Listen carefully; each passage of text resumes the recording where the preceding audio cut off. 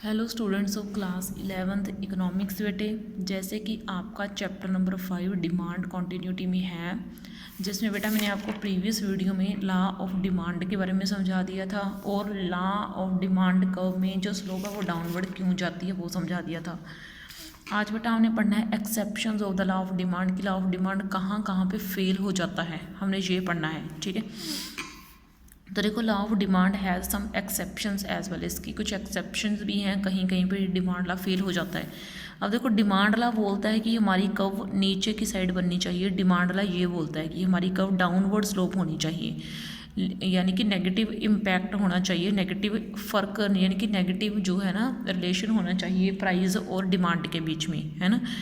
Price और demand के बीच में क्या होना चाहिए, नेगेटिव रिलेशनशिप होना चाहिए, यानी कि जब प्राइस बढ़ रहा हो तो डिमांड कम होनी चाहिए और जब डिमांड बढ़ रही हो तो प्राइस कम होना चाहिए। ठीक है ना, ऐसे रिलेशन आया जाता है, नेगेटिव रिलेशनशिप पाया जाता है। लेकिन कुछ चीज़ें ऐसे होती हैं जो एक चीज़ बढ़ और दूसरी कम नहीं हो रही होती, बल्कि या तो दोनों बढ़ रही होती हैं या फिर दोनों कम हो रही होती हैं, तो वहाँ पर लॉ ऑफ डिमांड फेल हो जाता है। ठीक है ना, तो देखो हमने ये पढ़ना है कि कहाँ कहाँ पे लॉ ऑफ डिमांड फेल हो जाता है। सबसे नंबर 1 पे है article of distinction.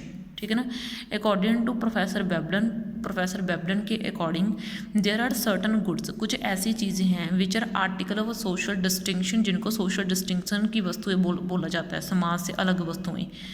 These articles are demanded, इन आर्टिकल्स की तभी डिमांड की जाती है जब इनका प्राइस हाई हो जाता है। जैसे हम बोलें कोई डायमंड है, कोई रिच फैमिली है, बहुत रिच फैमिली है या बहुत रिच पर्सन है, वो डायमंड वगैरह की जो है डिमांड क्यों करते हैं, क्योंकि वो हाई प्राइस की चीज़ें होती हैं और वो उनको पाना चाहते हैं। ठीक है, उनके पास पैसा होता है, वो अपनी रिच जी पावर है वो उनको दिखाना चाहते हैं, है ना। तो आगे देखो वो क्या है, तो इतनी जो महंगी महंगी चीज़ें हैं उनको ख़रीदते हैं ना, जैसे। लेकिन अगर ये डायमंड वगैरह नॉर्मल हो जाएं, जिनको नॉर्मल पर्सन भी अफोर्ड कर सकता है, तो उसकी डिमांड जो रिच पीपल हैं वो कम करनी स्टार्ट कर देंगे। ठीक है ना, तो रिच पीपल इन महंगी चीज़ों की डिमांड तभी ज़्यादा करेंगे जब इनका प्राइस ज़्यादा होगा। डिमांड तभी ज़्यादा करेंगे जब इनका प्राइस क्या रहेगा, ज़्यादा रहेगा। इसकी डिमांड कम कर देंगे अगर इन चीज़ों का प्राइस कम हो जाए तो। ठीक है ना, क्योंकि अक्सर जो रिच फैमिलीज होती हैं वो नॉर्मल सी चीज़ों को कम खरीदती हैं और हाई लेवल की चीज़ों को ज़्यादा खरीदती हैं। ठीक है ना, तो according to professor Veblen there are certain goods, कुछ ऐसी चीज़ें हैं जिनको आर्टिकल ऑफ सोशल डिस्टिंक्शन बोला जाता है। दीज आर्टिकल्स आर डिमांडेड, इन आर्टिकल्स की सभी डिमांड तभी डिमांड की जाती है when their prices are very high, जब इनका प्राइस ज़्यादा होता है। इफ़ देयर प्राइजेज फोर, अगर इनका प्राइस कम हो जाए, they will not longer be considered as article of distinction, तो इनको जो है ना आर्टिकल ऑफ डिस्टिंक्शन नहीं माना जाएगा। तो आप खुद ही समझो, डिस्टिंक्शन यानी कि सबसे अलग, तो सबसे अलग वस्तु नहीं माना जाएगा। And their demand will shrink, और इनकी डिमांड कम हो जाएगी। ठीक है, and their demand will shrink, और इनकी डिमांड क्या हो जाएगी, कम। दस इस तरीके से दीज गुड्स, ये जो चीज़ें हैं, defy the law of demand, ये लॉ ऑफ डिमांड को फेल करती हैं। ठीक है ना, प्रीशियस डायमंड्स, जो कीमती डायमंड्स हैं, एंड विंटेज कार्स में बी सिटेड एज एग्जाम्पल, वो इनकी एग्जाम्पल्स हैं। आगे है गिफन गुड्स। ठीक है ना, गिफन गुड्स की बात करते हैं। Giffen goods are highly inferior goods, Giffen goods का मीनिंग होता है इन्फीरियर गुड्स। आपको पता है इन्फीरियर गुड्स वो होती हैं देसी सी चीज़ें होती हैं, नॉर्मल कंपनी की चीज़ें, कोई ज़्यादा हाई लेवल की ब्रांड की चीज़ें नहीं होती, उनको बोला जाता है इन्फीरियर गुड्स। और ये हमारी ज़िंदगी के लिए बहुत ज़्यादा ज़रूरी होती हैं, जैसे course green course cloth garment की बात कर रहे हैं हम। ठीक है, तो मतलब कोर्स यानी कि नॉर्मल सा कपड़ा और नॉर्मल सा खाना, सिंपल सादा सा खाना। ठीक है ना, तो मतलब ये अगर हम रिच हो गए, हमारी जो है इनकम अच्छी है, तो हम जब इनकम आपकी बढ़ेगी तो आप इन चीज़ों की डिमांड कम कर दोगे, क्योंकि अब देसी सी चीज़ें थोड़ी ना खरीदोगे फिर जब आपके पास पैसा है तो। ठीक है ना, आप तो जब अमीर हो गए, रिच हो गए, आपके पास पैसा है, तो आप कम जो है इन चीज़ों को कम खरीदोगे। अगर आपके पास मतलब देखो जैसे जैसे आपकी इनकम कम होगी, जितनी आपकी इनकम कम होगी, ठीक है ना, जितनी आपकी इनकम कम होगी, ठीक है ना, उतनी जो है ना, मतलब मेरी बात को समझो, आपका प्राइस के साथ इफेक्ट पड़ना है, सॉरी मेरी इनकम के साथ नहीं पढ़ाना, वेरी सॉरी। जैसे जैसे इन चीज़ों का प्राइस कम होगा, ठीक है ना, किनका, गिफन गुड्स का प्राइस कम होगा, यानी कि ये चीज़ें सस्ती होंगी, ठीक है ना, तो आपकी उनके लिए जो डिमांड है उतनी ही कम होती जाएगी। क्यों? क्योंकि आपकी इनकम तो बढ़ रही है, ठीक है ना। जितना प्राइस, अगर आप रिच हो, आप अमीर हो, आपकी इनकम अच्छी है, तो इन चीज़ों का प्राइस जितना नीचे गिरेगा आप उनकी डिमांड उतनी कम कर दोगे, ठीक है ना। और इनका प्राइस जितना ऊपर जाएगा आप उनकी डिमांड उतनी ही ज़्यादा कर दोगे। जैसे कि डायमंड है, डायमंड को कोई पर्सन क्यों खरीदता है, क्योंकि वो बहुत प्रीशियस है, लेकिन अगर वो नॉर्मल हो जाए तो उसको कोई नहीं खरीदेगा भाई। तो Giffen goods are highly inferior goods, जो हाईली इन्फीरियर गुड्स होती हैं उनको गिफन गुड्स बोला जाता है। Showing a very high negative impact, negative income effect, जिनका बहुत नेगेटिव इनकम इफेक्ट होता है एज अ रिजल्ट। और इसका रिजल्ट का क्या होता है, when price of such commodities falls, इन चीज़ों का जब प्राइस कम होता है तो इनकी डिमांड भी कम हो जाती है।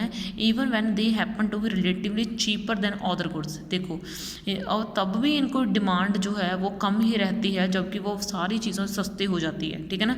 This is popularly known as गिवन पैराडॉक्स, और इसका दूसरा नाम है गिवन पैराडॉक्स, ठीक है ना।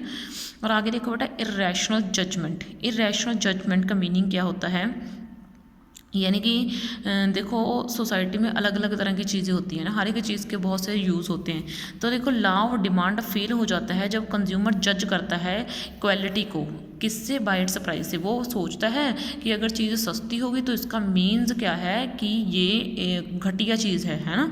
अगर चीज़ महंगी है तो वो सोचेगा कि ये चीज़ की क्वालिटी बहुत अच्छी है। और हमारी सभी की मेंटालिटी यही होती है, जो कोई झूठ नहीं है।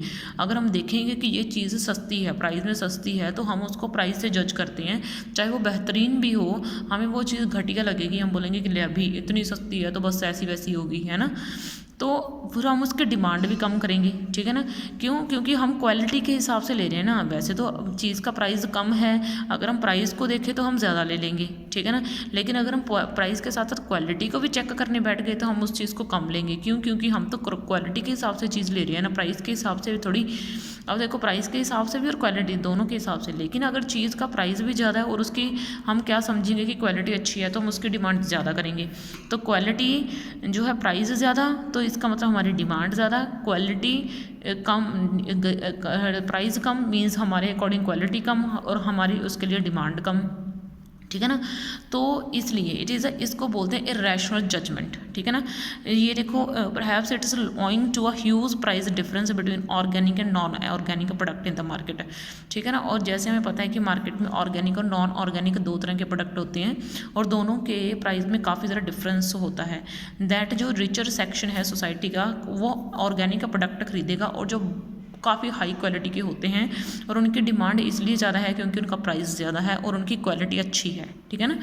तो बेटा इसकी जो कर्व होती है, डिमांड कर्व स्लोप जो होती है ना, law of demand curve slope, इन सभी की अपवर्ड बनती है, ठीक है ना। जो इनकी डिमांड स्लोप होती है ना, वो क्या बनती है, अपवर्ड बनती है। मैं आपको समझाती हूँ, ठीक है ना। देखो बाकी जो है चीज़ों की डिमांड कब, अब तक हमने जो डिमांड कब बनाई थी वो नेगेटिव इम्पैक्ट के साथ बनाई थी, ऐसे बनाई थी जिसकी स्लोप डाउनवर्ड थी, ठीक है ना। लेकिन इसकी जो होती है इन सभी चीज़ों की, गिवन गुड्स की जो है इरेशनल जजमेंट और ये आर्टिकल्स ऑफ डिस्टिंक्शन, इन सभी की जो कर्व होती है वो अपवर्ड बनती है, ठीक है ना। अपवर्ड यानी कि कैसे, जैसे चीज़ का जो प्राइस है, यहाँ पे हम क्वांटिटी डिमांड शो करते हैं, यहाँ पे हम प्राइस शो करते हैं, ठीक है ना। यहाँ पे हम क्वांटिटी एक्स शो करते हैं, यहाँ पे प्राइस एक्स शो करते हैं, यहाँ पे हम क्या शो करते हैं, वाई एक्सिस, और यहाँ पे क्या शो करते हैं, एक्स एक्सिस, यहाँ पे ओ शो करते हैं, ठीक है। जब किसी चीज़ का प्राइस इतना होता है, मान लो हमारी उस चीज़ के लिए डिमांड इतनी रहती है, ठीक है ना। इन चीज़ों का प्राइस जब इतना है तो हमारी डिमांड उसके लिए इतनी है। लेकिन जब इन चीज़ों का प्राइस बढ़ जाएगा तो हमारी इनके लिए डिमांड भी बढ़ जाएगी, ठीक है ना। ऐसी होती हैं और इनकी जो कर्व है ऐसे बनती है, इसको अपवर्ड कर्व बोला जाता है, ठीक है ना। तो जो गिवन गुड्स होती हैं उनकी कर्व कौन सी बनती है, अपवर्ड कर्व। अपवर्ड कर्व यानी कि पॉजिटिव रिलेशनशिप पाया जाता है किसमें, प्राइस में और डिमांड में। यानी कि जब प्राइस ज़्यादा होगा तो हम डिमांड ज़्यादा करेंगे और जब प्राइस कम होगा तो हम डिमांड जो है वो कम करेंगे। ऐसी चीज़ों को हम क्या बोलते हैं, एक्सेप्शन वाली चीज़ें बोलते हैं, यानी कि जिनके ऊपर नहीं लगाया जा सकता लॉ ऑफ डिमांड, क्योंकि उनकी कर्व ना तो नेगेटिव उनके बीच में ना तो प्राइस और डिमांड में नेगेटिव रिलेशनशिप पाया जाता है बल्कि पॉजिटिव होता है, और डिमांड कर्व की जो होती है डाउनवर्ड स्लोप होती है और हमारी इनकी अपवर्ड स्लोप बनती है, ठीक है। तो इसके साथ ही बेटा मैंने आज आपको इसके बारे में समझा दिया है, बाकी हम आपका नेक्स्ट वीडियो में करेंगे। ओके बेटा, थैंक यू।